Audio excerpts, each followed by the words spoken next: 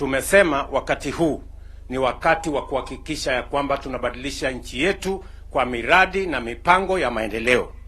Maneno ya siasa itakuja baadaye. Ama namna gani bwana? Tunaelewana? Tuko pamoja? Maneno ya siasa itakuja 2027. Kwa sasa tumeungana sisi wote, vyama tumeweka kando, mirengo tumeweka kando. Sisi wote tunaungana kwa sababu umoja ni nguvu. Ama namna gani my friends? Ni hivyo sivyo? Si namna hiyo? Ndio mnaona tumesimama hapa sote. Governor wenu yuko hapa. Joho waziri yuko hapa. Mvurya waziri yuko hapa. Mimi niko hapa.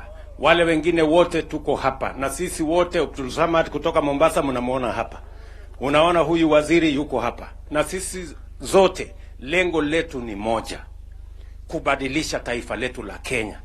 Kenya haiwezi kubadilishwa na pang'ang'a, na porojo, na hadithi, na hekaya za Abunwasi. Kenya bwana itabadilishwa kwa miradi na maendeleo kama hii. Ama ni aje bwana? Tunaelewana? Kwa hivyo ile ingine yote tutazidi na kuongea sawa sawa na kupanga vile tutasonga mbele kwa pamoja. Kwa hivyo asante. Sasa tuko na mkutano mwingine huko na waegezaji.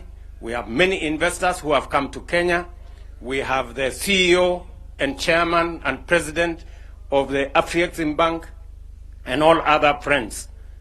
Tutaenda kufanya mkutano na wao, tuwapange vizuri, tuwaeleze vizuri, ndio sisi tupate nafasi ya kuegeza katika taifa letu, tupange ajira ya hawa vijana, tuendeshe biashara, tuzalishe uchumi, tuondoe umaskini, Kenya isonge mbele.